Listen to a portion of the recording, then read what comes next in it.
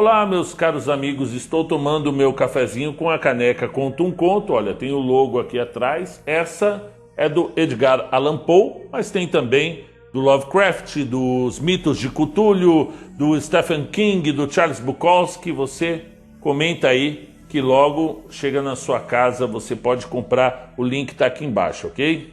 Olá, meu nome é Marcelo Fávaro e você está no canal Conta um Conto. Seja muito bem-vindo. Ajuste os seus fones de ouvido. A altura está boa? Você está me ouvindo com clareza? Para você que está cansado de ouvir as histórias e quer começar a escrever as suas, nós temos um canal próprio dando dicas depois desses mais de 600 contos narrados.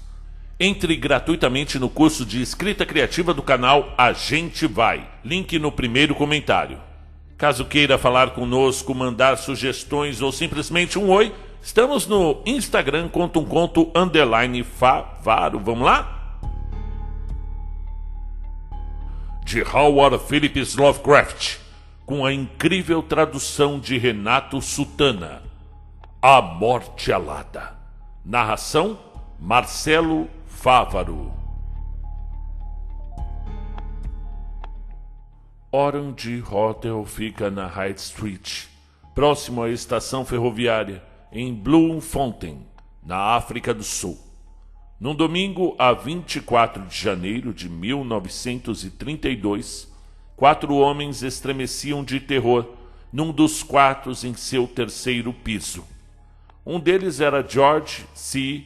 Titeright, proprietário do hotel.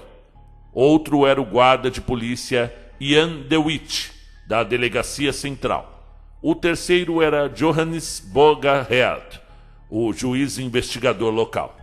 O quarto, e aparentemente o menos perturbado do grupo, era o Dr. Cornelius Van Keulen, médico legal. Sobre o piso, incomodamente evidente em meio ao intenso calor de verão, jazia o corpo de um homem morto, mas não era disso que os 4 tinham medo. Antes fosse, seus olhares vagavam da mesa, sob a qual havia uma curiosa mixórdia de coisas. Para o teto logo acima, ao longo de cuja suave brancura uma série de caracteres grandes e hesitantes tinham de algum modo sido garranchados a tinta. E vez ou outra o Dr. Van Keulen olhava furtivamente para um surrado livro encapado em couro, para as palavras rabiscadas no teto e para uma mosca morta de aspecto peculiar que flutuava numa garrafa de amônia sobre a mesa. Também sobre a mesa estavam um tinteiro aberto, uma caneta e uma almofada para escrita, uma valise de médico, uma garrafa de ácido clorídrico e um copo contendo 1/4 de óxido de manganês preto. O livro encapado em couro era o Diário do Morto e deixava claro que o nome Frederick N. Mason, da Mining Properties, em Toronto, no Canadá, assinado no registro do hotel, esse nome era falso. Havia outras coisas terríveis, que a partir dele se tornaram claras também. E havia ainda outras que ele apenas sugeria, de modo horrível, sem as deixar claras ou sequer torná-las inteiramente críveis.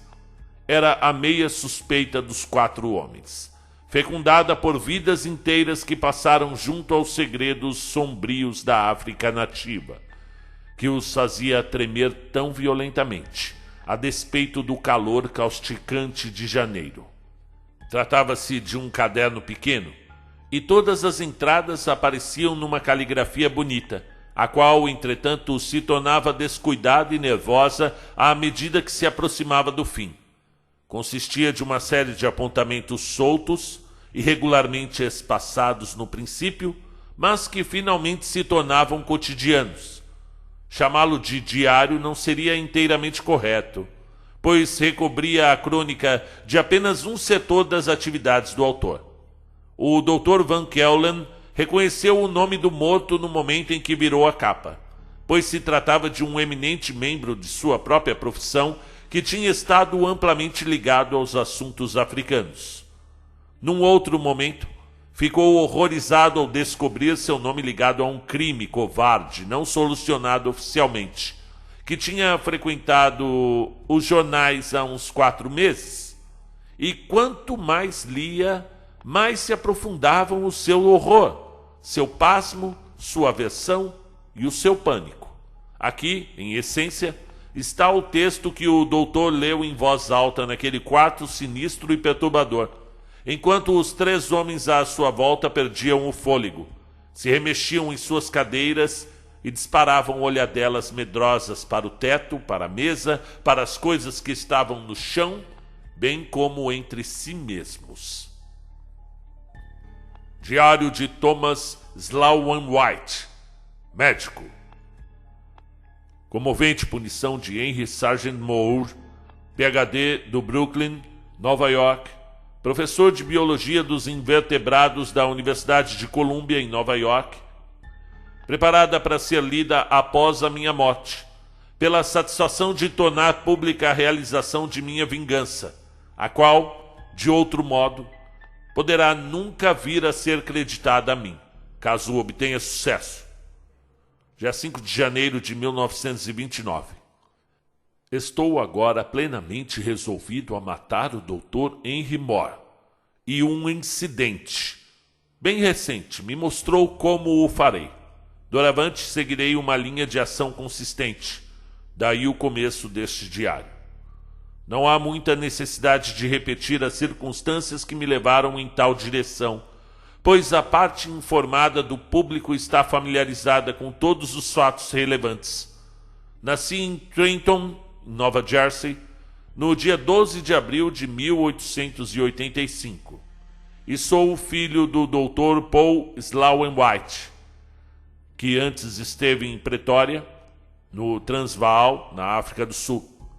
Estudando medicina em consonância com uma tradição familiar, fui conduzido por meu pai, que morreu em 1916, enquanto eu servia na França num regimento sul-africano, a me especializar em febres africanas, e após me formar pela Colômbia, dediquei bastante tempo a pesquisas que me levaram de Durban, em Natal, até o próprio Equador.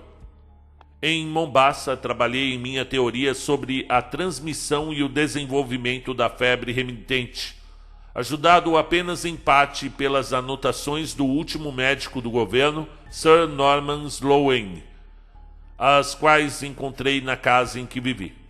Quando publiquei minhas conclusões, tornei-me de súbito uma autoridade famosa.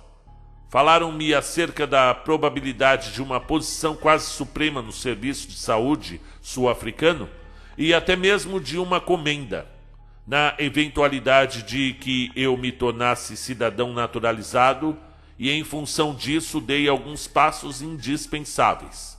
E então sobreveio o incidente pelo qual estou prestes a matar Henry Moore. Esse homem, meu colega de estudos e amigo durante anos na América e na África, deliberou minar minhas pretensões quanto à teoria, alegando que Sir Norman Sloane me antecipara em todos os detalhes essenciais e dando a entender que eu teria encontrado mais papéis dele do que declarara em meus escritos. Para corroborar essa acusação absurda, ele trouxe à luz certas cartas pessoais de Sir Norman que de fato mostravam que o velho já teria percorrido meu caminho e que publicaria seus resultados, não fosse pela sua morte repentina. Tudo isso eu poderia admitir com alguma mágoa, o que eu não posso desculpar, era a suspeita invejosa de que havia roubado a teoria dos papéis de Sir Norman. O governo inglês, sensível demais, ignorou essas difamações, mas retirou a prometida indicação e a comenda, sob justificativa de que minha teoria, embora original em parte, não era de fato nova. Eu percebi que minha carreira na África fora bruscamente interrompida, não obstante tivesse apostado todas as minhas esperanças nela, ao ponto mesmo de desistir da cidadania americana. Uma frieza tocante em relação à minha pessoa se manifestou no no governo de Mombasa, principalmente entre os que tinham conhecido Sir Norman. Foi então que resolvi acertar as contas com More, mais cedo ou mais tarde, conquanto não fizesse ideia de como.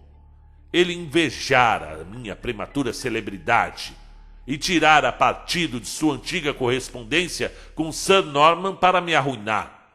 E tudo isso vindo de um amigo em quem eu mesmo suscitara o interesse pela África, a quem orientara e até inspirara, até que adquirisse sua fama atual como autoridade em entomologia africana. Mesmo agora, de certo, não vou negar que suas conquistas tenham sido profundas. Eu o ajudei e em troca ele me arruinou. Agora, algum dia, o destruirei. Quando vi que perdia espaço em Mombasa, solicitei uma transferência para o interior, para Mgonga, onde permaneço atualmente, apenas a 50 milhas da fronteira com Uganda. Trata-se de um entreposto para o comércio de algodão e marfim, um lugar quase na linha do Equador, cheio de todo tipo de febre que a humanidade já conheceu, serpentes venenosas e insetos por toda parte, portadores de doença de que ninguém ouviu falar fora do ambiente médico. No entanto, meu trabalho não é difícil e tenho tempo de sobra para pensar no que fazer com Henry More. Diverte-me a dar aos seus dípteros da África Central e Meridional um lugar proeminente em minha instante. Suponho que seja realmente um manual padrão, usado na Colômbia e em Wisconsin. Porém, minhas próprias sugestões é que são de fato responsáveis por metade dos seus pontos fortes. Na semana passada encontrei aquilo que me decidiu sobre o modo de acabar com More. Um grupo enviado de Uganda trouxe um homem acometido por uma doença que ainda não posso diagnosticar. Ele parecia letárgico, com uma temperatura muito baixa, e se contorcia de modo peculiar. A maioria dos outros tinham medo dele, dizendo que estava sob algum tipo de feitiçaria. No entanto, Gobo, o intérprete, disse que ele fora picado por um inseto. Qual fosse, não posso imaginar, pois há apenas uma ligeira ferroada no braço. É de um vermelho brilhante, porém com uma auréola arroxeada ao redor. De aparência espectral, não me espanto de que os rapazes a atribuam à magia obscura. Parecem ter visto casos semelhantes em outros tempos e dizem que, com efeito, não há nada a fazer.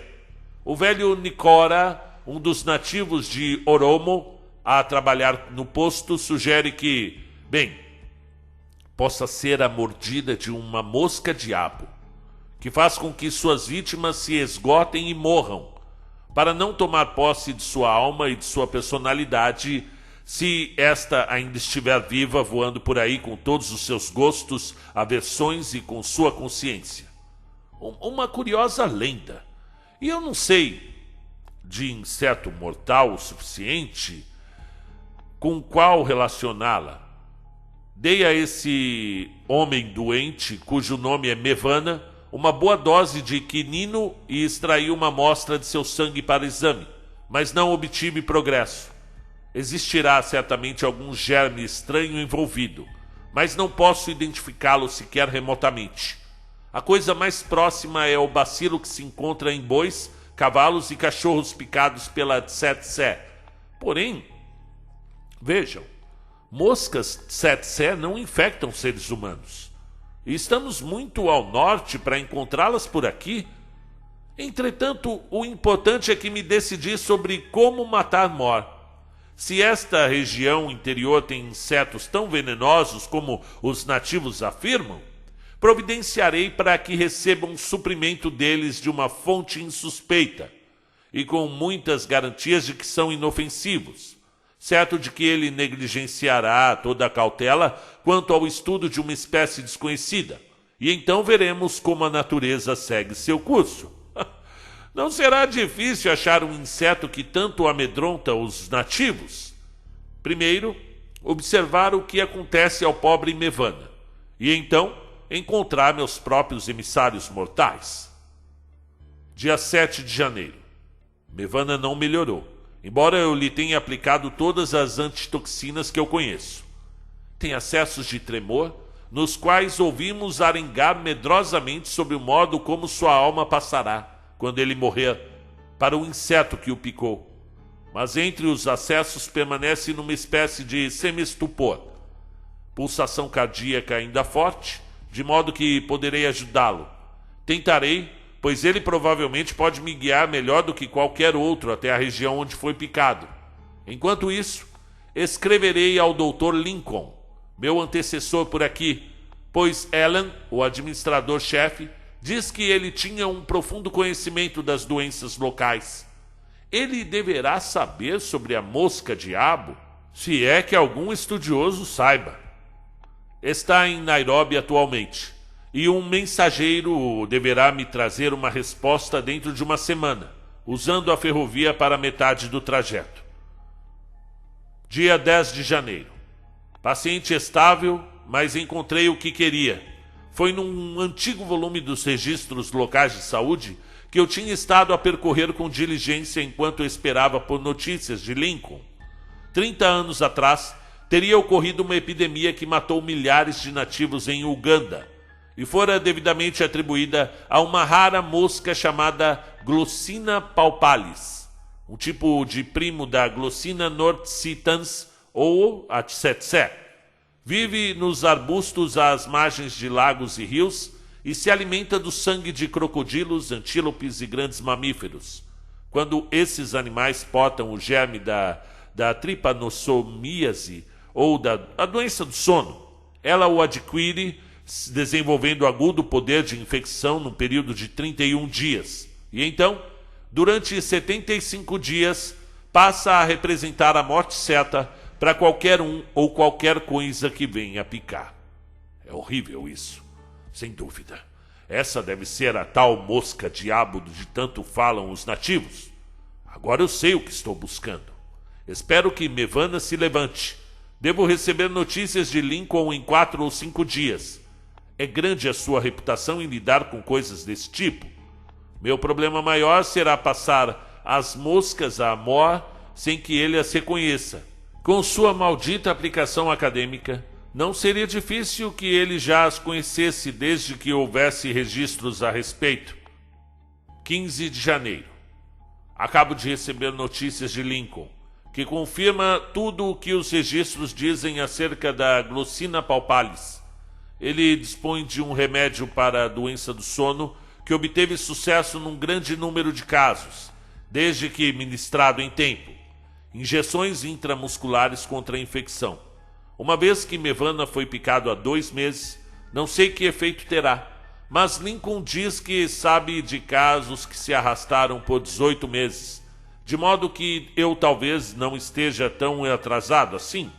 Lincoln enviou um pouco do material, que me apressei a dar a Mevana em uma dose reforçada, em estupor agora.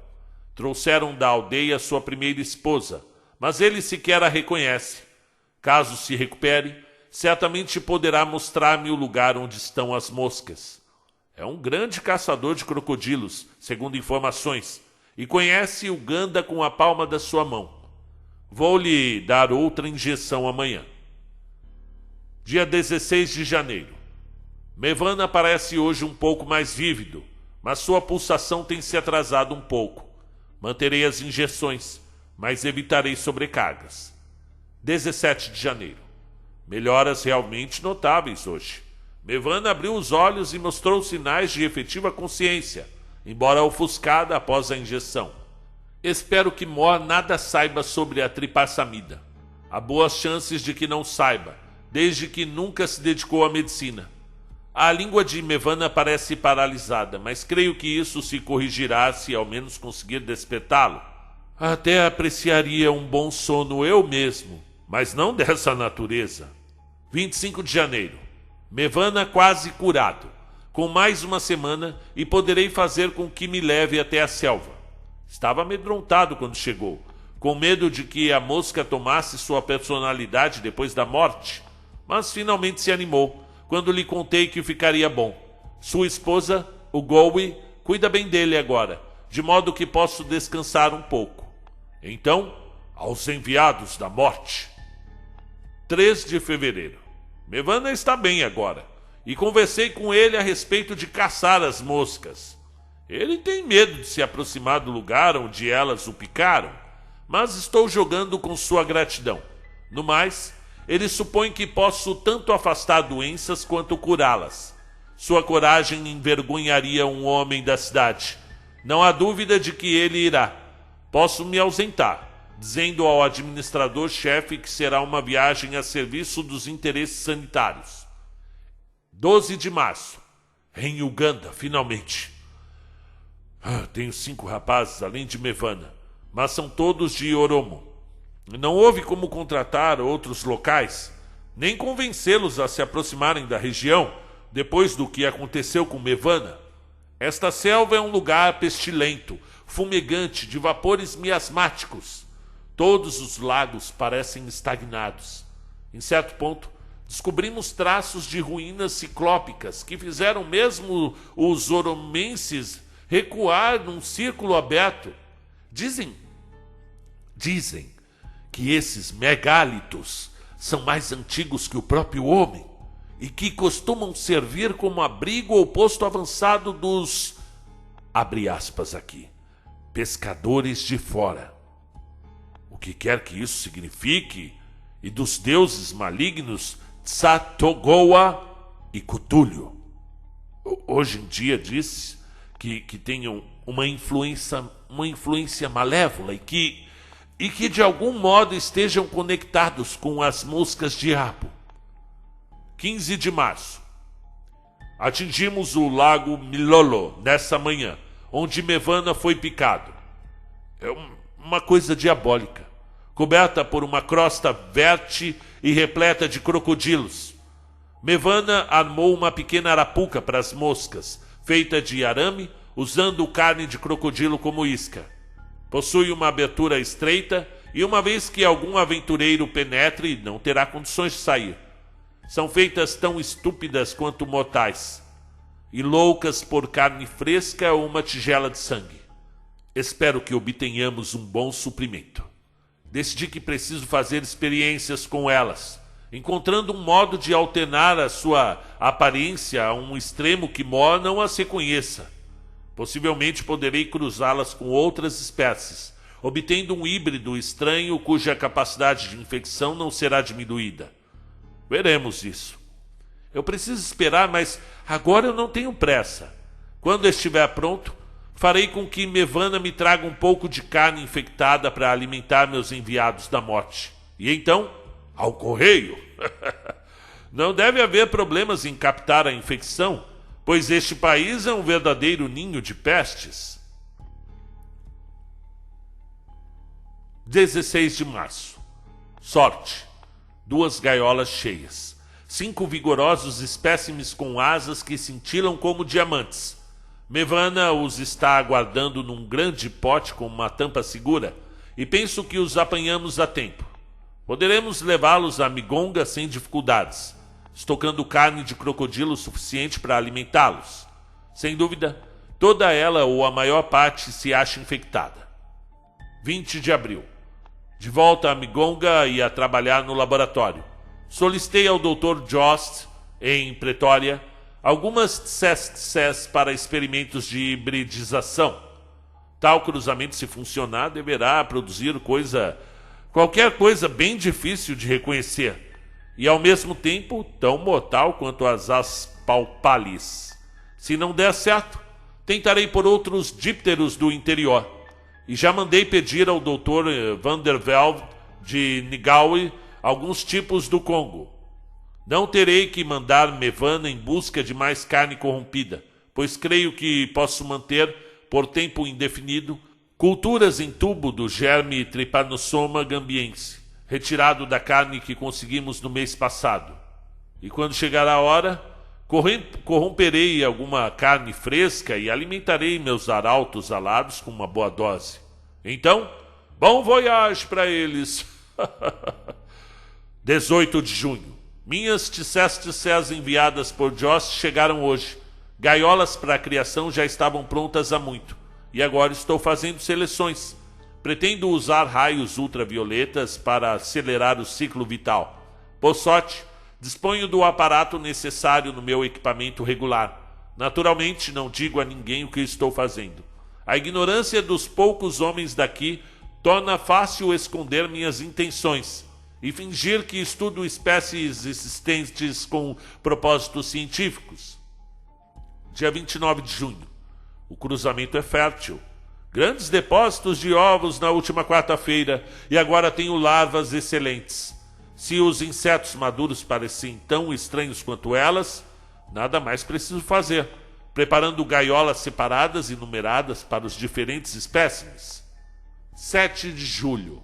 Novos híbridos se formaram. O disfarce é excelente quanto à forma, mas o justo das asas sugere a palpalis. O tórax possui ligeiras sugestões das listras de tsetse, discretas variações entre os indivíduos. Tenho-as alimentado com carne corrompida de crocodilo. E depois que a infecciosidade se desenvolver, nós vamos testá-las em alguns dos nativos, com ares, é claro, de acidente. Há tantas moscas moderadamente venenosas por aqui que se pode fazer isso com facilidade sem despertar suspeitas.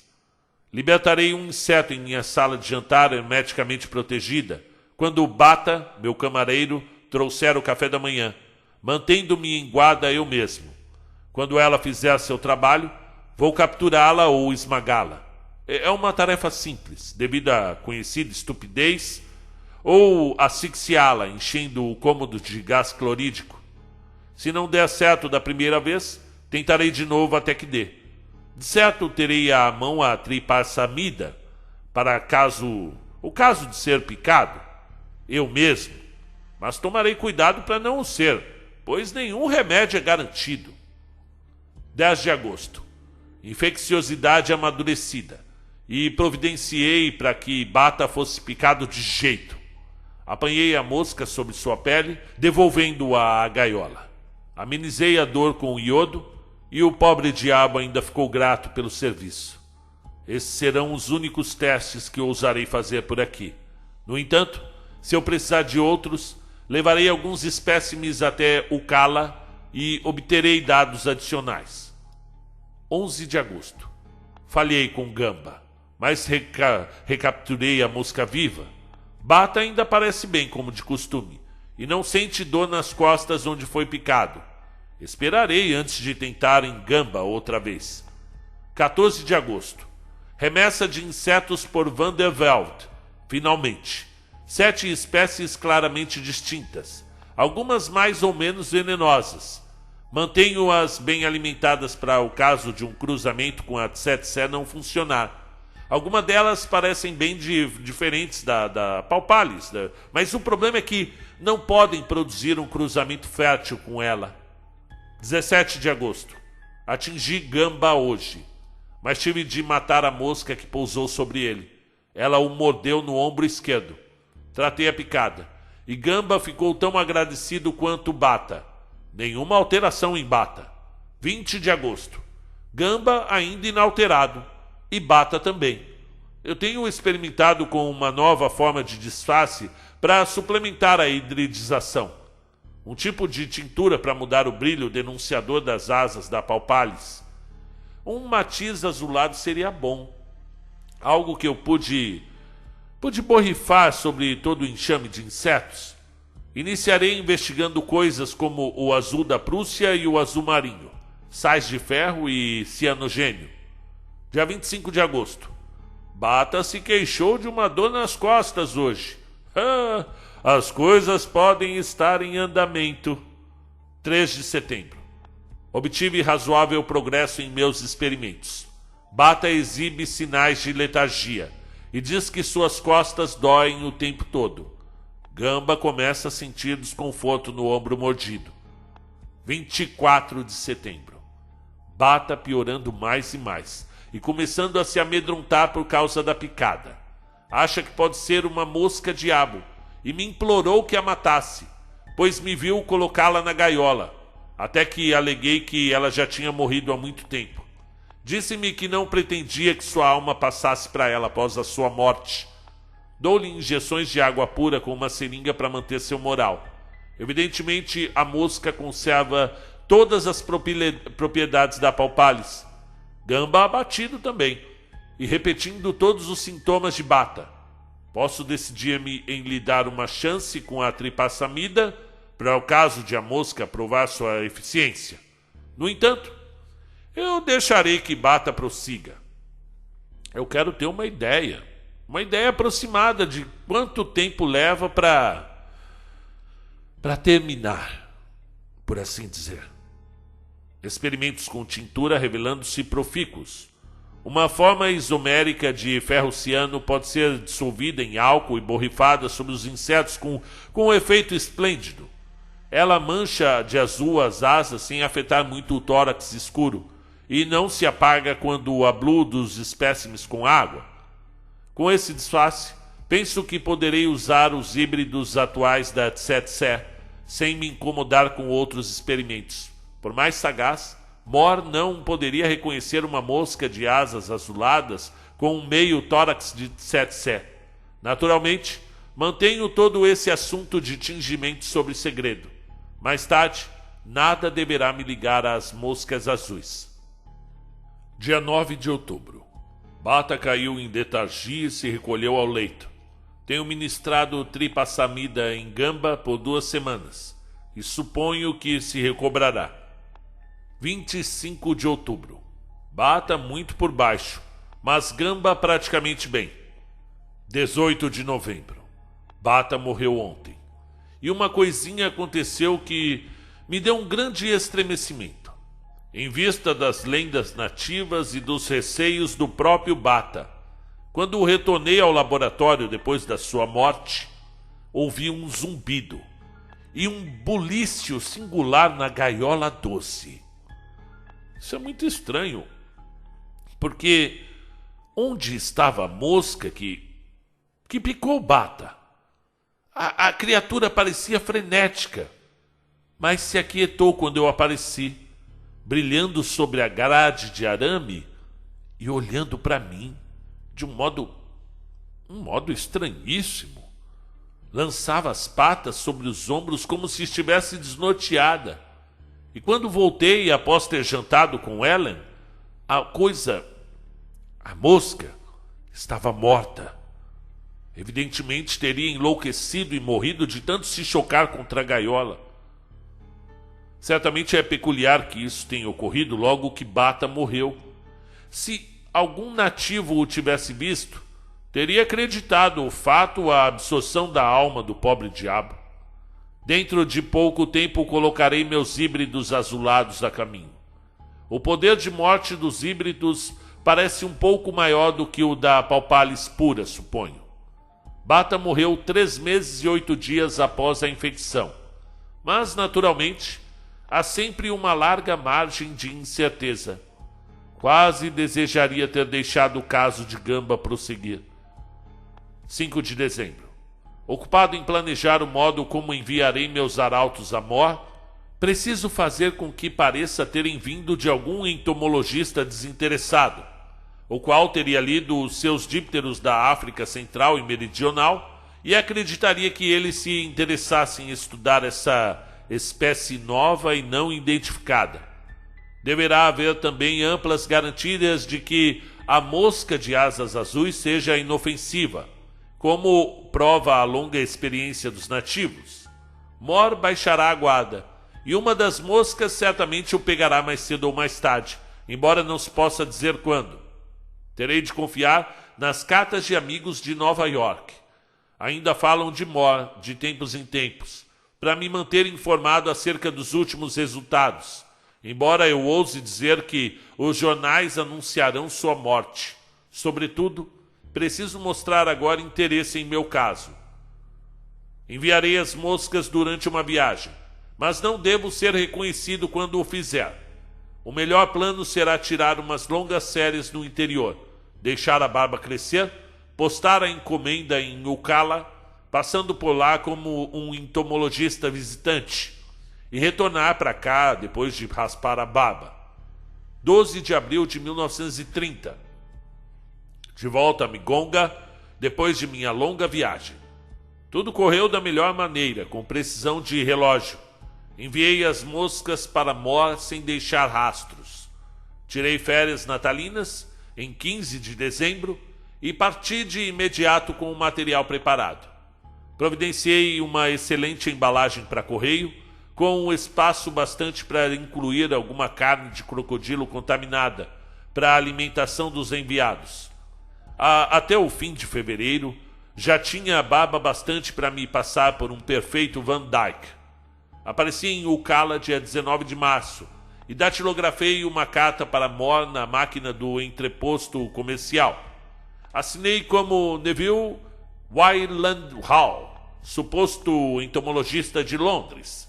Penso ter conseguido o tom certo, interesse de parceiro cientista e tudo mais. Fui artisticamente casual ao enfatizar total ausência de periculosidade dos espécimes. Ninguém suspeitou de nada. Barbeei-me assim que cheguei ao mato, de modo que não se notasse nenhuma irregularidade quando estivesse de volta. Prescindi de carregadores nativos, exceto num pequeno trecho pantanoso. Eu sou capaz de prodígios com uma simples mochila, e o meu senso de direção é muito bom. Por sorte, estou acostumado a tais viagens. Expliquei minha ausência prolongada, alegando uma ponta de febre e alguns erros de direção enquanto atravessava o mato. Mas agora vem psicologicamente a pior parte: esperar notícias de Mor sem demonstrar ansiedade. E naturalmente ele pode muito bem escapar às picadas até que o veneno se esgote, mas com o seu estouvamento as chances são de 1 para 100 contra ele. Eu não me arrependo de nada, que isso fique claro. Eu não me arrependo. Depois do que me fez, ele merece isso e muito mais. Dia 30 de junho de 1930. Ufa! O primeiro passo foi dado. Acabo de ouvir casualmente de Dyson da Colômbia que Mor recebeu da África algumas moscas novas, de asas azuis, e que está absolutamente intrigado com elas. Nenhuma palavra sobre picadas. Mas se conheço o jeito relaxado de Mor, como penso conhecer, não vai tardar de acontecer alguma coisa. 27 de agosto de 1930. Carta de Morton de Cambridge. Diz que Mor escreveu sobre sentir-se abatido e fala de uma picada de inseto na parte de trás do pescoço, de um curioso espécime novo que recebeu em meados de junho. Terei tido sucesso? Aparentemente Mor não conecta a mordida com sua fraqueza. Se a coisa for de verdade, então Mor foi picado bem dentro do perímetro de infecciosidade dos insetos. Dia 12 de setembro de 1930. Vitória! Outra linha de Dyson diz que Mor se acha num estado alarmante.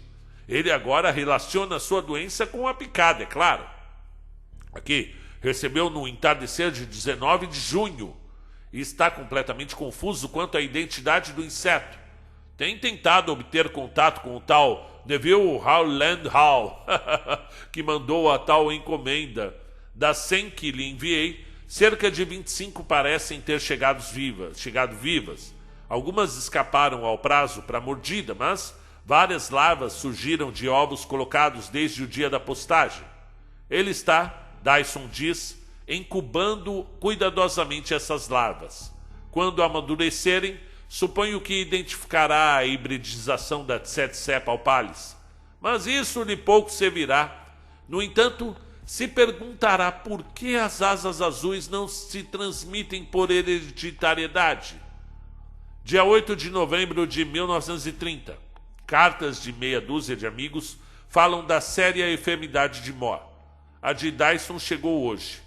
Diz que Mor está absolutamente desnorteado sobre os híbridos que surgiram das larvas e começou a pensar que os pais obtiveram suas asas azuis por algum processo artificial. Passa a maior parte do tempo na cama agora. Nenhuma menção ao uso da tripassamida. Dia 13 de fevereiro de 1931. Contratempos! Mor afunda e parece não conhecer nenhum remédio, mas creio que suspeita de um. Recebi uma carta bastante animada de Morton no mês passado, que não menciona Mor, E agora Dyson escreve, algo constrangido, que Moore está elaborando teorias sobre o assunto. Tem procurado Highland Hall por meio do telégrafo, em Londres, em Ukala, em Nairobi, em Mombasa, em outros lugares, e naturalmente nada encontra. Julgo que terá aventado com Dyson acerca do suspeito, mas que Dyson ainda não acredita. Temo que Morton acredite. Eu vejo que o melhor é traçar planos para fugir daqui e camuflar minha identidade. Que fim para uma carreira que se iniciou tão bem. Mais um trabalho de Moore. Mas agora está pagando por ele adiantado. Eu creio que retornarei à África do Sul. Enquanto isso, tratarei discretamente de depositar algum fundo lá, a crédito do meu novo eu, Frederick Nasmith Mason, de Toronto, Canadá, agente de minerações. Estabelecerei uma nova assinatura para a sua identificação. Se nunca tiver de dar esse passo, poderei facilmente transferir de volta os fundos para minha identidade atual. Dia 15 de agosto de 1931. Meio ano já. E ainda o suspense. Dyson e Morton, bem como vários outros amigos, parecem ter parado de me escrever. O Dr. James, de São Francisco, recebe vez por outra notícia dos amigos de Moore e diz que Moore se acha num quase contínuo estado de coma. Não tem podido andar desde maio. Enquanto conseguia falar, queixava-se de frio. Agora não consegue falar, embora se pense que ainda tenha relances de consciência. Sua respiração é rápida e curta e pode ser ouvida à distância. Nenhuma questão além do Trypanosoma gambiense lhe interessa agora. Mas ele resiste melhor do que os nativos por aqui. 3 meses e 8 dias acabaram com Bata. E Moore está vivo, no entanto. Mais de 1 ano após ter sido picado. Eu ouvi rumores no mês passado sobre uma intensa busca por Highland Hall, nos arredores de Ukala. No entanto, não acho que haja necessidade de me preocupar, pois não existe absolutamente nada que me ligue a esse negócio. Dia 7 de outubro de 1931. Acabou-se, finalmente. Notícias do Mombasa Gazette. Moore morreu, a 20 de setembro. Depois de vários acessos de tremor e com uma temperatura largamente abaixo do normal. E foi tudo. Eu disse que o pegaria. E eu peguei. O jornal traz um relato de 3 colunas acerca de uma doença e morte e sobre a improfícua busca por Highland Hall. Obviamente, Moore era na África um personagem maior do que eu pensei. O inseto que o picou agora foi identificado adequadamente, a partir dos espécimes sobreviventes e das larvas desenvolvidas, e a tintura das asas também foi detectada.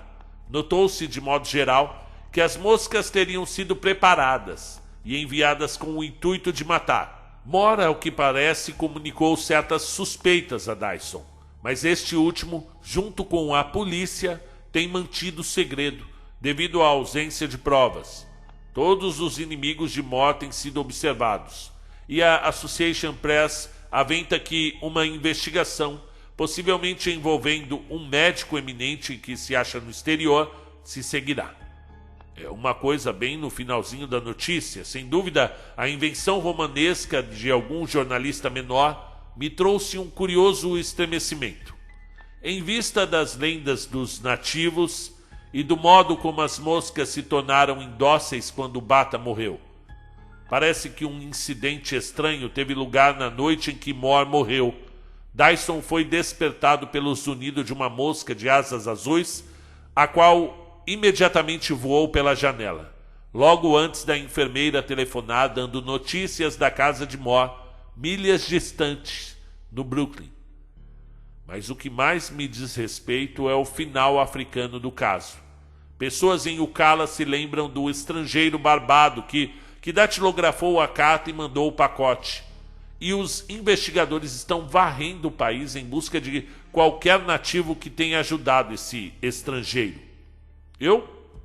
Bem, não empreguei muitos, mas se os oficiais questionarem os nativos que me conduziram através do cinturão da selva Nikini, terei de explicar mais do que pretendo. Ao que parece, chegou a hora de desaparecer. Portanto, amanhã creio que pedirei demissão e me prepararei para viajar a algum lugar desconhecido. Dia 9 de novembro de 1931. Trabalho duro para manejar minha demissão, mas a liberação só veio hoje. Não quis agravar suspeitas arribando imediatamente. Na semana passada ouvi de James alguma coisa sobre a morte de Moore, mas não mais do que viera nos jornais. As pessoas de seu círculo em Nova York se mostram bastante reticentes quanto aos detalhes, embora todos falem de uma investigação. Nenhuma palavra de meus amigos do leste. Moore deve ter semeado suspeitas perigosas ao seu redor antes de perder a consciência, mas não existe a menor prova que ele pudesse ter aduzido. Mesmo assim, não quero correr riscos. Na quinta-feira partilhei para Mombasa, e uma vez lá, tomarei um vapor para Durban, descendo pela costa. Depois disso, sumirei de vista. Porém, logo em seguida, o agente de minerações Frederick Nasmith Mason, de Toronto, aparecerá em Joanesburgo. Seja este o final do meu diário. Se no fim eu não estiver sob suspeita, servirá ao seu propósito original, após minha morte, e revelará o que de outro modo não seria conhecido. Se, por outro lado, tais suspeitas se materializarem e persistirem, confirmará e qualificará as acusações vagas, preenchendo importantes e desconcertantes lacunas. Naturalmente, se o perigo me ameaçar, terei de destruí-lo. Bem, Moore está morto, como muito bem merecia estar. Agora o Dr. Thomas Sloan White está morto também. E quando o corpo que pertenceu a Thomas Sloan White estiver morto, o público poderá conhecer esse relato. Capítulo 3, 15 de janeiro de 1932. Um novo ano. E uma relutante reabertura deste diário. Desta vez estou escrevendo unicamente para aliviar meu espírito, pois seria absurdo imaginar que o caso não esteja definitivamente encerrado. Instalei-me no Hotel Vaal, em Joanesburgo, sob meu novo nome, e ninguém até agora duvidou de minha identidade. Tive algumas conversas inconclusivas sobre negócios, para reforçar meu papel como agente de mineração, e creio que possa até entrar nesse ramo. Mais tarde irei a Toronto e semearei algumas evidências acerca do meu passado fictício. Mas o que me preocupa foi um inseto que invadiu meu quarto por volta do meio-dia de hoje. Por certo, tenho tido toda a sorte de pesadelos com moscas azuis ultimamente, mas esses eram previsíveis em minha permanente tensão nervosa. Essa coisa, porém, era uma verdade da vigília, e estou completamente desorientado ao seu respeito. Zumbiu em torno de mim instante por um bom quarto de hora e se esquivou a qualquer tentativa de capturá-la ou de matá-la. A coisa mais inusitada era sua cor e o seu aspecto, pois tinha asas azuis e era, sob todos os títulos, uma duplicata dos meus enviados híbridos da morte. Se poderia ser de fato um deles, não tenho a menor ideia. Tive controle sobre todos os híbridos, manchados e não manchados, que não enviei amor, e não posso lembrar de nenhuma evasão. Seria isso uma completa alucinação? Ou algum dos espécimes que escaparam no Brooklyn, quando Moore foi picado, poderia ter achado seu caminho de volta para a África? Houve aquela história absurda da mosca que despertou o Dyson quando Moore morreu? Mas, afinal, a sobrevivência e o retorno de alguns dos bichos não são de todo impossíveis. É perfeitamente possível que o azul tenha aderido às asas, pois o pigmento que apliquei era tão permanente quanto a tatuagem. Por eliminação, essa pareceria ser a única explicação racional para a coisa, conquanto seja bastante curioso que o bicho tenha chegado a tal extremidade no sul. Possivelmente se tratará de algum instinto inerente ao ramo das tsés-tsés. Afinal, essa parte do grupo pertence à África do Sul. Preciso me precaver contra picadas. Naturalmente, o veneno original, se esta for exatamente uma das moscas que escaparam de Mor, se esvaiu eras atrás, mas o exemplar deve ter se alimentado quando retornou da América, e pode muito bem ter vindo através da África Central, readquirindo a infecciosidade. Com efeito, é mais provável do que improvável. Para Alpalpales, metade da sua hereditariedade a levaria de volta a Uganda e a todos os germes da tripanossomíase. Ainda tem um pouco de tripassamida. Não suportaria destruir minha caixa de remédios, por mais incriminadora que seja. Mas, desde que comecei a ler sobre o assunto, já não estou mais tão seguro da ação da droga quanto estive no começo. A mesma concede ao indivíduo uma oportunidade de lutar, e certamente salvou Gamba, mas sempre resta uma imensa probabilidade de fracasso. É diabolicamente estranho que essa mosca tenha entrado em meu quarto. De todos os lugares da imensa extensão africana, parece conduzir ao extremo da consciência. Suponho que, se retornar, eu certamente a matarei. Mas estou surpreso de que tenha me escapado hoje, pois ordinariamente esses tipos são bastante estúpidos e completamente fáceis de apanhar. Seria uma pura ilusão, afinal de contas? Certamente o calor está me afetando nesses últimos tempos, como nunca o fez antes, mesmo lá em Uganda. 16 de janeiro. Eu estou enlouquecendo? Só pode ser. A mosca retornou nessa tarde e agiu de um modo anormal, que me pareceu sem pé nem cabeça. Somente uma ilusão de minha parte poderia explicar o que aquela peste zunidora parecia estar fazendo. Surgiu de lugar nenhum e foi direto para minha estante, fazendo círculos e círculos diante de uma cópia dos dípteros da África Central e Meridional.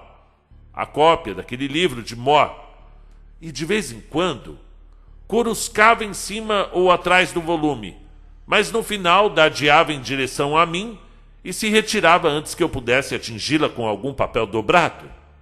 Nunca se ouviu falar de semelhante esperteza com relação aos dípteros notoriamente estúpidos da África. Por quase meia hora tentei acertar a maldita, mas por fim ela disparou janela fora, através de um buraco do mosquiteiro que eu não havia notado. Por vezes imaginei que estivesse a zombar de mim, sabe? Entrando no alcance da minha arma e então, com muita destreza, se esquivando quando eu a atacava. Preciso ter mais controle sobre minha consciência. 17 de janeiro.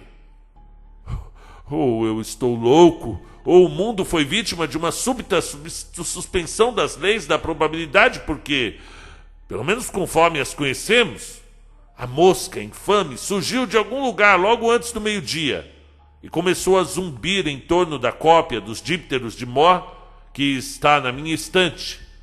Outra vez tentei apanhá-la, e outra vez a experiência de ontem se repetiu. Finalmente a peste disparou em direção a um tinteiro sobre a minha mesa e enfiou nele as patas e o tórax, mantendo limpas as asas. E então voou até o teto e pousou, e começou a rastejar, deixando um rastro de tinta. Após algum tempo estremeceu um pouco e fez uma única mancha de tinta desconectada do rastro. Por último, desceu direto até o meu rosto e finalmente, zumbindo, sumiu de vista antes que eu pudesse pegá-la. Alguma coisa em tudo isso me soou sinistramente monstruosa e anormal, e muito mais do que eu poderia explicar a mim mesmo. Olhando sob diferentes ângulos, o rastro de tinta no teto pareceu-me cada vez mais familiar, e de repente me ocorreu que formava um ponto de interrogação absolutamente perfeito. Que maligno truque poderia ser mais apropriado? Espanto-me de não ter desmaiado. No entanto, os ajudantes do hotel não o notaram. Não viram a mosca nessa tarde e nesse anoitecer, mas estou mantendo meu tinteiro bem fechado. Penso que o extermínio de Mor esteja me perseguindo e me proporcionando mórbidas alucinações. Talvez não haja mosca nenhuma. 18 de janeiro. Em que inferno, que estranho inferno de pesadelo eu vivo! Eu estou mergulhado no pesadelo infernal. Isso é um inferno! O que ocorreu hoje é algo que não poderia acontecer normalmente. E, no entanto, um empregado do hotel viu as marcas no teto e admite sua realidade. Por volta das 11 da manhã, quando eu trabalhava no manuscrito, alguma coisa se atirou para dentro do tinteiro por uma fração de segundos e relampejou para o alto outra vez, antes que eu pudesse ver o que era. Erguendo os olhos, vi no teto aquela mosca infernal, como tinha visto antes, a rastejar e a traçar uma nova trilha de curvas e volteios. Não havia nada que eu pudesse fazer, mas enrolei um jornal na expectativa de, atingir a criatura caso ela se aproximasse bastante. Depois de ter feito várias voltas no teto, ela voou para um canto escuro e desapareceu. E quando olhei de novo para o esboço desfigurado, notei que a nova trilha de tinta compunha a enorme e inequívoca imagem do algarismo 5. Por um tempo eu fiquei quase inconsciente diante de uma onda de inominável ameaça, da qual não me dava conta totalmente. Então convoquei toda a minha resolução e tomei uma atitude. Fui até uma loja de materiais químicos e comprei resina e outras coisas necessárias à preparação de uma armadilha pegajosa e também um tinteiro similar. Retornando ao quarto, enchi o tinteiro com uma mistura viscosa e o coloquei aberto no ponto onde estivera o original. Em seguida, tentei me concentrar em alguma leitura. Por volta das 3 da tarde, ouvi de novo o maldito inseto e o vi circulando em torno do tinteiro. Desceu até a superfície viscosa, mas não a tocou.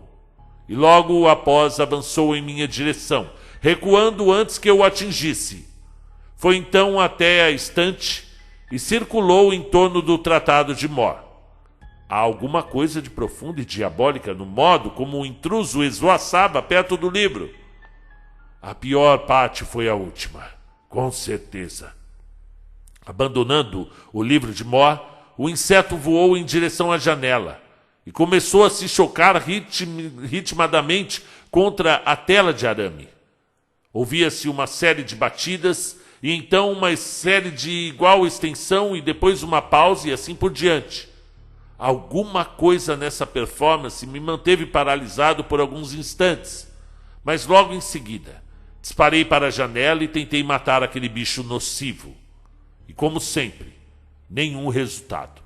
Ele simplesmente voou através do cômodo em direção a uma lâmpada e começou a bater no mesmo ritmo contra o quebra-luz do cartão. Senti um vago desespero e tratei de fechar todas as portas, bem como a janela em cuja tela havia o buraco imperceptível. Pareceu-me bastante necessário matar essa criatura persistente, cujo assédio em breve teria perturbado minha cabeça. Então, contando-o inconscientemente, comecei a notar que cada série de batidas continha exatos 5 toques. 5. O mesmo número que a coisa tinha traçado a tinta no teto pela manhã. Podia-se conceber alguma conexão? A ideia era maníaca, pois fazia supor um intelecto humano e um conhecimento de escrita por parte da mosca híbrida. Um intelecto humano não se estaria com isso recuando às mais primitivas lendas dos nativos ugandenses? E havia ainda aquela esperteza infernal em ludibriar-me que contrastava com a estupidez normal da espécie. Quando pus parte de meu jornal dobrado e me sentei, tomado de crescente horror, o inseto esvoaçou zumbindo e desapareceu através de um buraco no teto, por onde o cano do aquecimento subia para o quarto acima. A partida não me acalmou, pois a minha mente havia disparado numa cadeia de reflexões frenéticas e terríveis. Se essa mosca tivesse uma inteligência humana, de que e de onde viera essa tal inteligência? Haveria alguma verdade na concepção nativa de que essas criaturas adquiriam a personalidade de suas vítimas após a morte dessas últimas? Em caso afirmativo, qual personalidade essa mosca incorporara? Imaginei que fosse uma das que tinham escapado a Mor na época em que fora picado. Seria este o enviado da morte que picara Mor? Se o era, o que ele queria comigo? O que queria comigo, afinal de contas? Suando frio, lembrei-me das ações da mosca que tinha picado Bata quando Bata morreu. Teria sido sua personalidade ali, substituída por aquela sua vítima morta? Então havia também aquele relato sensacional da mosca que despertou Tyson quando Mor morreu. Quanto à mosca que me assediava, poderia ocorrer que uma personalidade humana vingativa estivesse a guiando? Como esvoaçava em torno do livro de Mor? Recusei-me a pensar mais sobre isso. Subitamente comecei a ter certeza de que a criatura estava de fato infectada, e do modo mais virulento, com deliberação maligna, bastante evidente em cada ato seu. Teria certamente se carregado de propósito com os bacilos mais mortais de toda a África.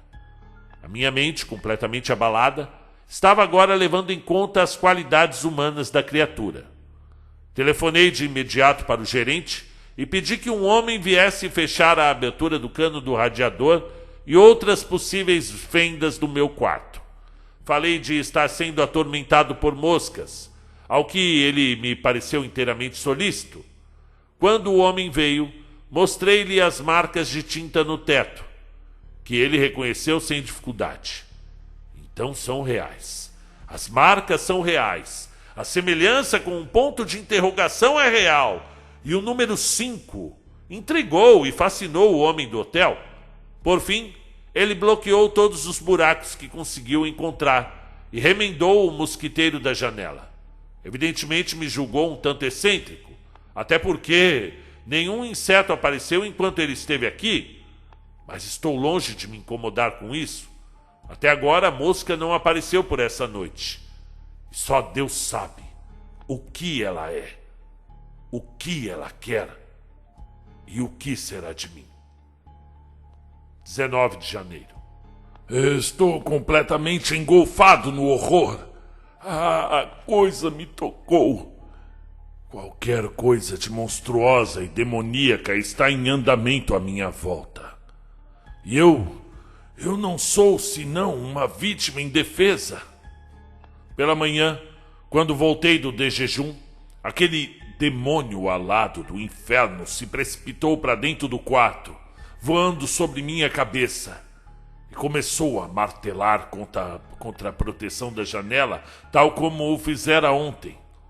Desta vez, porém, cada série de batidas continha apenas 4 pancadas.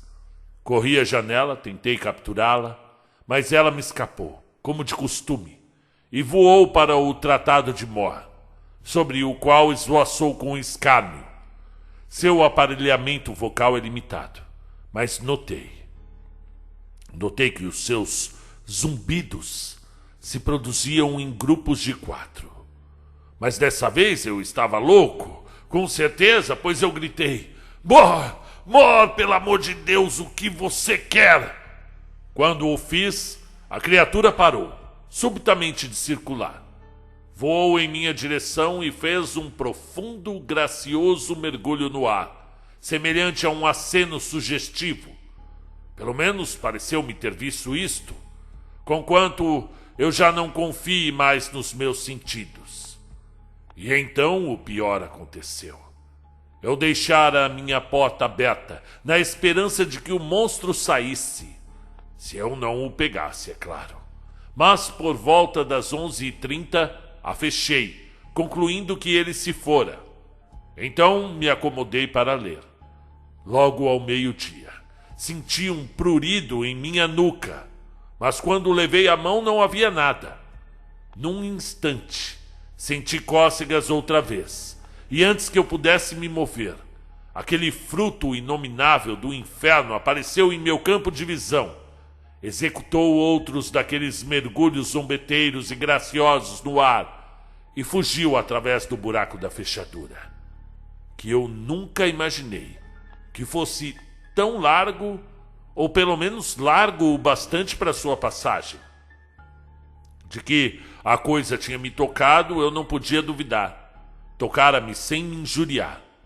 E então lembrei-me com um súbito arrepio gelado de que Mor tinha sido picado na parte de trás do pescoço, justamente ao meio-dia. Nenhuma invasão desde então, mas já tratei de vedar com papel todos os buracos das fechaduras que manterei um maço de papel enrolado pronto para uso a qualquer momento em que saia ou que entre. 20 de janeiro. Eu não posso ainda crer inteiramente no sobrenatural. Entretanto, não sinto menos que estou perdido. A questão é demais para mim. Pouco antes do meio-dia de hoje, aquele demônio apareceu do lado de fora da janela, repetiu sua operação de bater. Mas, adivinhe, dessa vez em séries de 3. Quando fui à janela, ele desapareceu. Ainda tenho resolução bastante para tomar uma última medida defensiva. Removendo ambos os mosquiteiros, lambuzei-os com o meu preparado de visgo, o mesmo que usei no tinteiro, por dentro e por fora, e os recoloquei no lugar. Se aquela criatura tentar bater de novo, vai ser a última vez. O resto do dia em paz, posso resistir a esta experiência sem me tornar um maníaco? Dia 21 de janeiro, a bordo do trem para Bloemfontein. Estou destroçado, essa é a verdade. Eu estou destroçado. A coisa me vence. Possui uma inteligência diabólica contra a qual todos os meus recursos são inoperantes. Apareceu do lado de fora da janela nesta manhã, mas não tocou na tela visguenta. Antes passou por rente sem a tocar e se pôs a zumbir em círculos, 2 por vez, seguidos de uma parada no ar. Depois de várias dessas operações, sumiu de vista por sobre os telhados da cidade. Meus nervos estão a ponto de se partirem, pois essas sugestões de números são passíveis de uma horrenda interpretação. Na segunda-feira, a coisa se demorou na imagem do 5. Na terça foi 4, na quarta foi 13, agora é 2. 5, 4, 3, 2. Que mais pode ser senão uma monstruosa e inconcebível contagem de dias? E com que propósito? Apenas os poderes malignos do universo poderão dizer. Passei toda a tarde embalando e arrumando meus pertences. E agora tomei o expresso noturno para Bloemfontein. A fuga pode ser inútil, claro, mas o que mais se pode fazer? Dia 22 de janeiro. Hospedado no Orange Hotel, em Bloemfontein, um lugar confortável e excelente. Mas o horror me seguiu. Fechei todas as portas e janelas, entupi todos os buracos de fechaduras, investiguei cada pequena frincha e corri todas as venezianas. Mas pouco antes do meio-dia, ouvi um estalido curto contra um dos mosquiteiros. Esperei e, depois de uma longa pausa, outro estalido ocorreu. Uma segunda pausa e mais um estalido. Erguendo a veneziana, avistei a maldita mosca. A maldita mosca, conforme eu já esperava. Ela, ali, em outra cidade. Ela descreveu um círculo aberto e lento no ar, e então desapareceu de vista. Senti-me exaurido como um farrapo e tive que me apoiar num sofá. Esse era claramente o conteúdo da verdadeira mensagem do monstro. Uma batida, um círculo, significaria para mim mais um único dia, antes de algum destino impensável. Eu deveria escapar de novo ou me entrincheirar aqui, fechando hermeticamente todo o quarto? Depois de uma hora de repouso, senti-me capaz de agir e mandei que me trouxessem um grande provimento de comida enlatada e embalada, e também roupas de mesa e de banho. Amanhã não abrirei, em qualquer circunstância, nenhuma fenda de janela ou de porta. Quando trouxe as toalhas e os lençóis, o nativo olhou-me com estranheza, mas não me importa parecer excêntrico agora ou sequer insano. Tenho sido perseguido por forças muito piores que os ridículos dos homens. Ao receber as encomendas, vasculhei cada milímetro quadrado das paredes e vedei mesmo cada abertura microscópica que pude encontrar. Por fim, senti-me em condições de dormir um pouco. A caligrafia aqui se torna irregular, nervosa e muito difícil de decifrar. 23 de janeiro. Já é quase meio-dia e sinto que alguma coisa horrível está para acontecer. Não dormi tanto quanto esperava, mesmo não tendo dormido nada no trem na noite anterior. Levantei-me cedo, com dificuldades de me concentrar no que quer que fosse, seja a leitura ou a escrita. Essa contagem lenta e deliberada dos dias é demais para mim. Eu não sei qual delas enlouqueceu, se a natureza ou se minha cabeça. Até por volta das 11 nada fiz senão andar pelo quarto. E então eu ouvi um rumor por entre os fardos e de alimentos trazidos ontem. E aquela mosca demoníaca se arrastou para fora diante dos meus olhos. Agarrei qualquer coisa plana e tentei atingir a coisa, a despeito do meu pânico, mas com o mesmo resultado de sempre.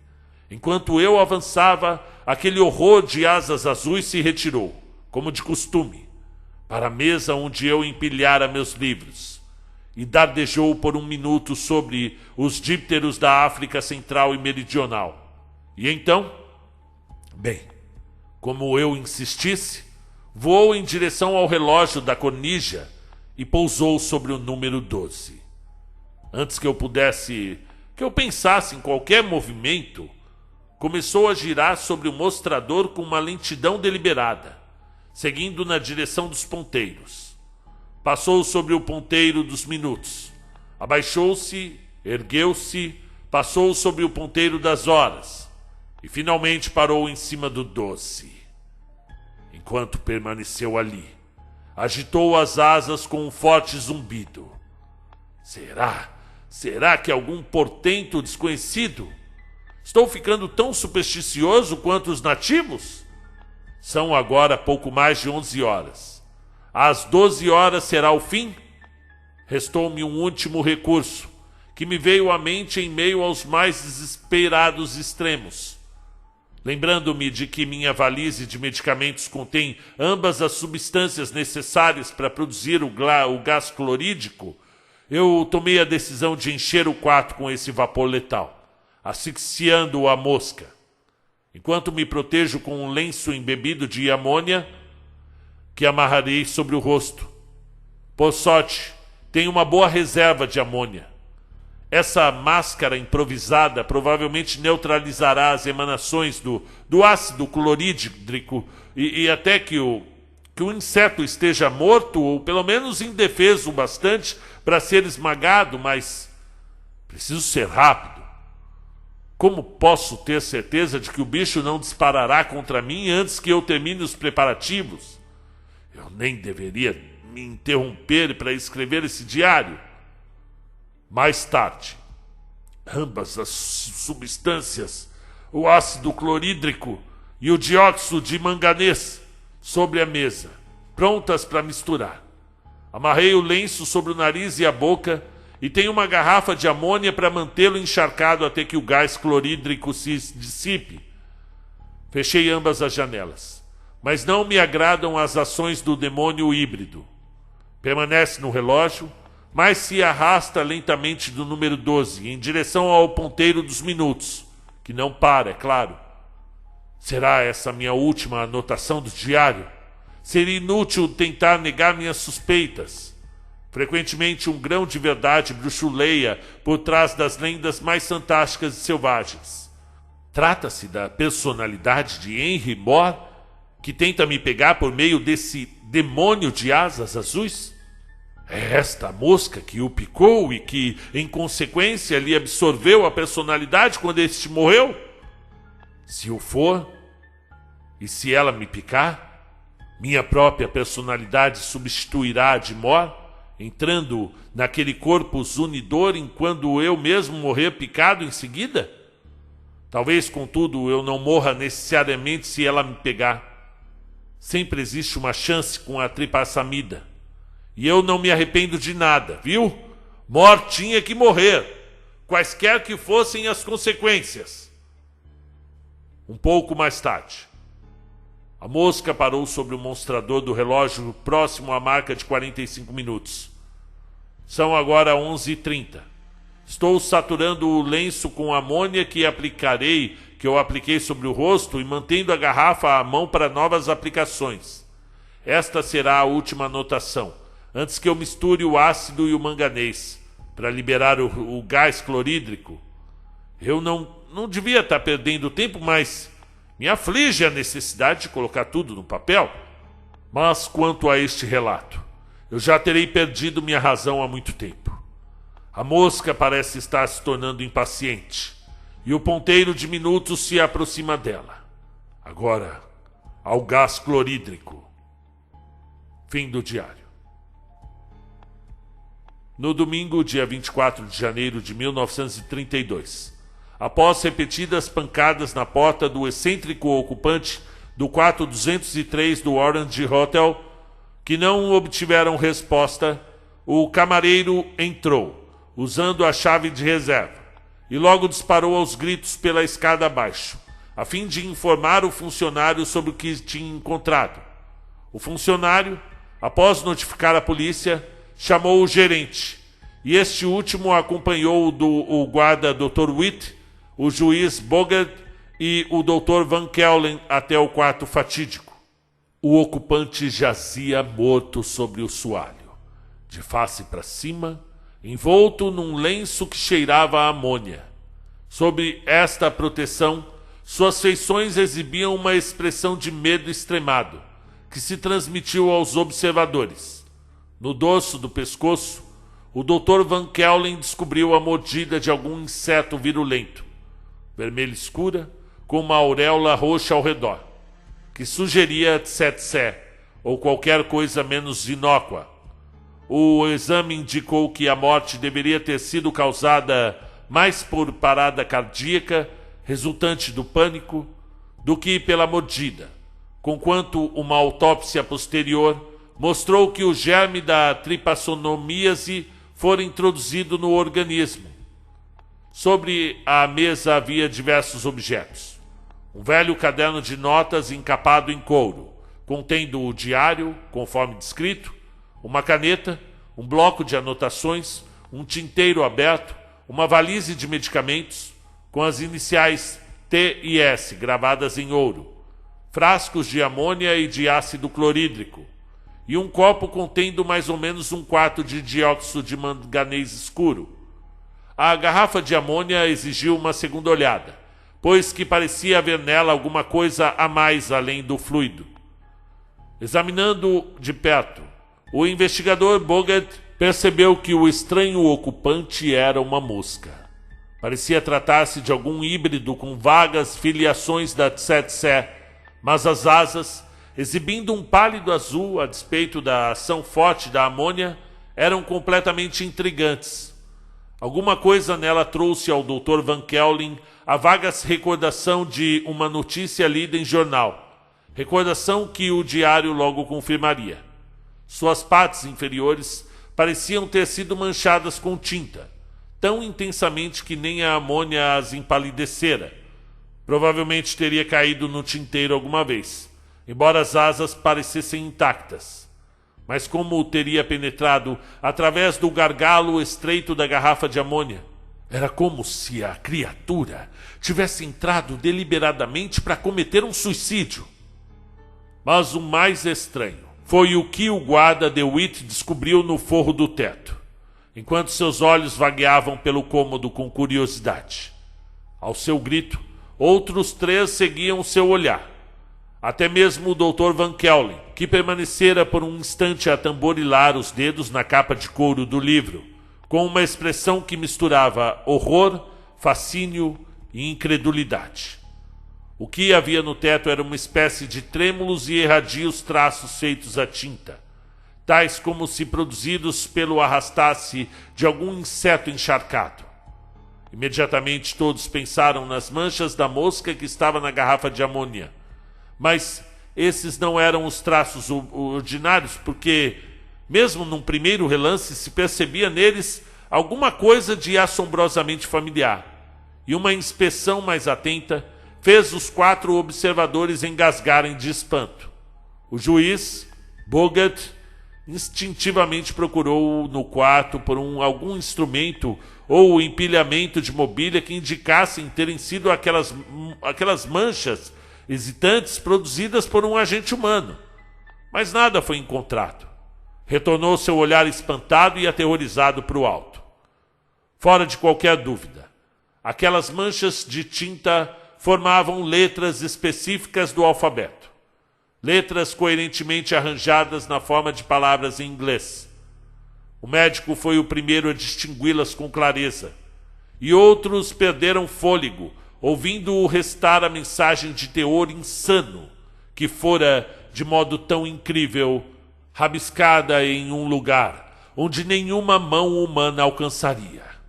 Vejam meu diário. Ela me pegou primeiro. Morri, então percebi que estava nela. Os nativos estão certos. Estranhas forças da natureza. Agora afogarei o que sobrou. Logo em seguida, em meio ao silêncio de perplexidade que sobreveio, o Dr. Van Kellen começou a ler em voz alta o diário. O mesmo diário de capa surrada do assassino. Fim do conto. Não se esqueça de se inscrever no canal. Ele está no ar graças à sua ajuda. Se quiser ser um colaborador do nosso projeto, entre na plataforma Apoia-se. Você pode ser um patrocinador do canal para ajudas esporádicas. Deixo o Pix do canal marcelofc18@hotmail.com. Muito obrigado e até a próxima.